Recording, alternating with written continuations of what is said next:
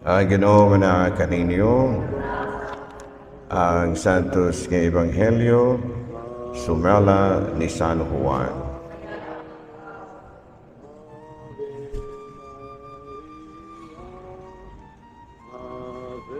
Sultihan ko si Jesus miingon sa iyang mga tinunan. Sultihan ko kamo ang usa ka lugas nga trigo magpabilid nga usa ra gayud ka lugas gawas kun kini ipugas sa yuta ug mamatay. Kun kini mamatay, mamunga kining daghan.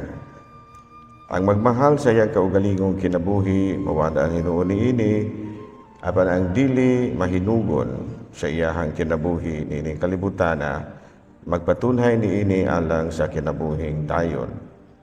Ang buot mag-alagad kanako kinahanglang mosunod kanako aron kun hain ako ato sa mga akong sulugoon. Ang akong amahan magpasidungog kaniya nga mag-alagad kanako.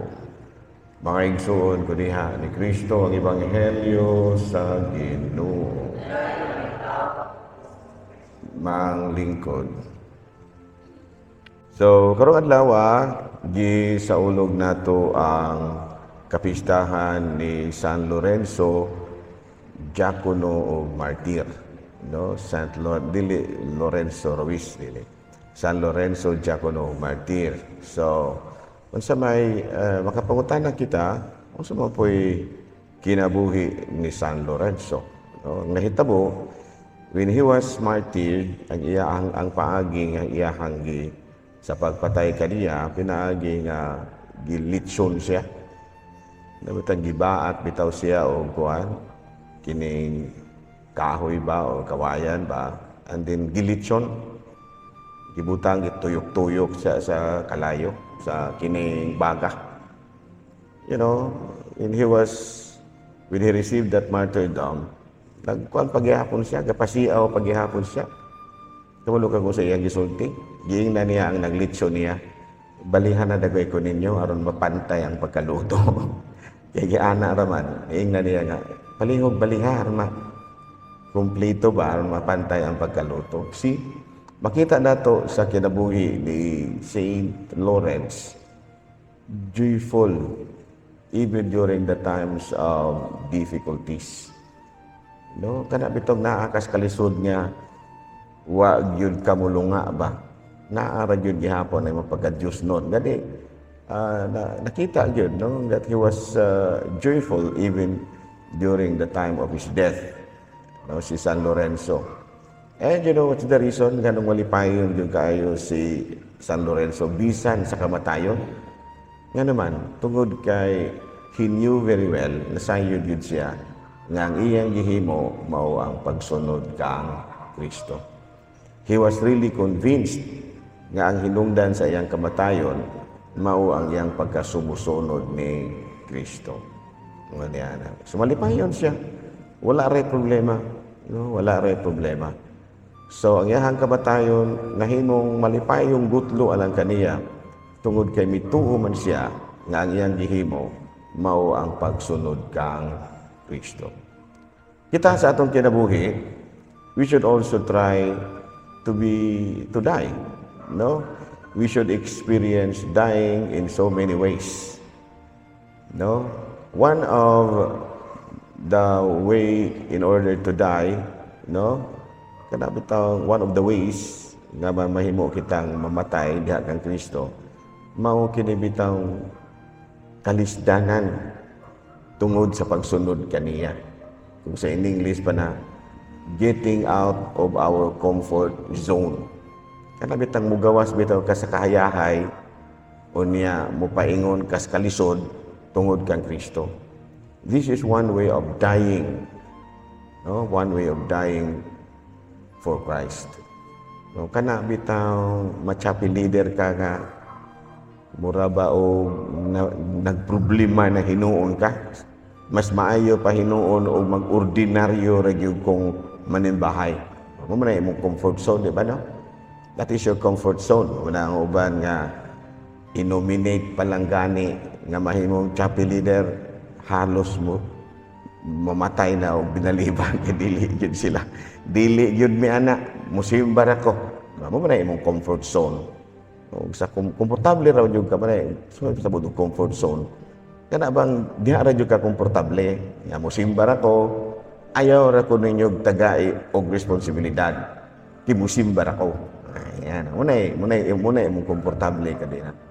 Pero kung mudawat ka sa imong misyon, you are already getting out of your comfort zone.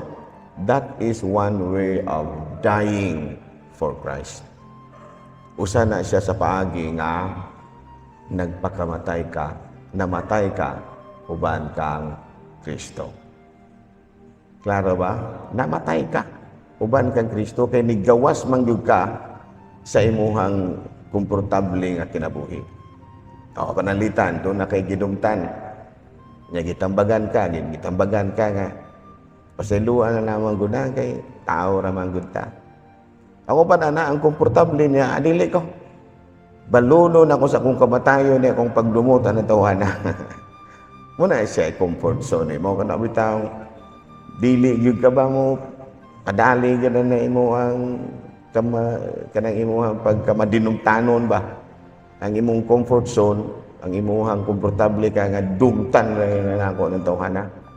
Tinungluhay hangtod sa kamatayon yun. Muna imuhang comfort zone. So, ipasabot comfort zone.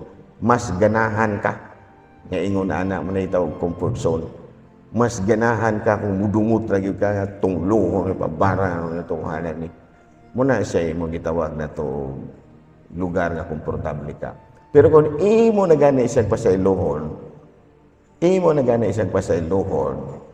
unya makig-uli pag yung kag mayong kaubuton, bisan pa kung siya'y salaan, sama ra nga namatay ka uban kang Kristo. Muna siya'y dying for Christ. Klaro ba? Kaya nigawas naman yung ka sa imuhang lugar nga ganahan ka. Kaya ang imong ganahan ka nga magdinumtanay ra gyud tangtod sa kamatayon. Ato yung itaga sa batong bantilis. Amo tong nakabalo pa pala ni sa kung sa batong bantilis. Na may uban ko magsuhid-suhid pud ba.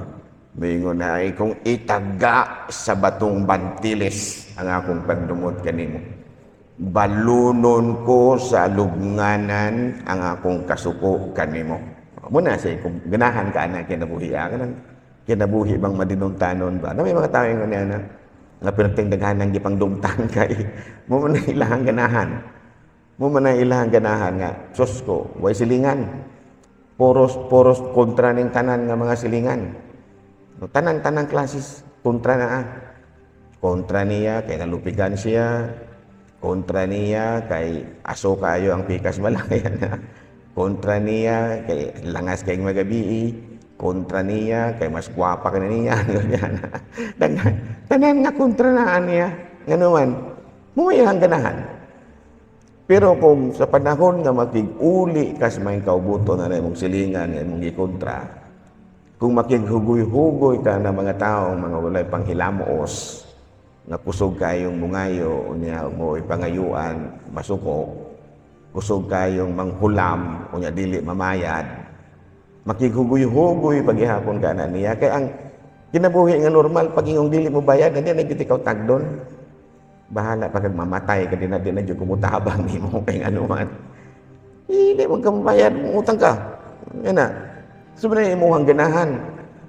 Pero kung imo na ganing pakigbatukan ng imong gibati, sabi tang, sagiragot kayo. Hindi pagidagay ko siya pud magkabayad kay tungod lisod pud yung kinabuhi ano. Sige ragon, bisag tilibak ta ng mga tawhana. Tagad ra gid gihapon kay mao gidagay na iyahang ganahan kinabuhi. Sige ragon og ilang isang iitsa diri sa atong balay na atong ilang sagbot. Kita na lang widao ba na sa manana. Mamudjudagay na. If you will do that, sama ra nga namatay ka uban kang Kristo. You died with Jesus. Klaro ba? So man gitawag na to sa English og dying every day for Christ. Dying every day for Christ. Kung imo nang pakigbatukan ka ng imuhang human instinct. Kaya human instinct nimo, pag mo libak ko, libakon mo ikaw. pag manghulam kang di ka mo bayad, di nagitikaw pa hulam mo.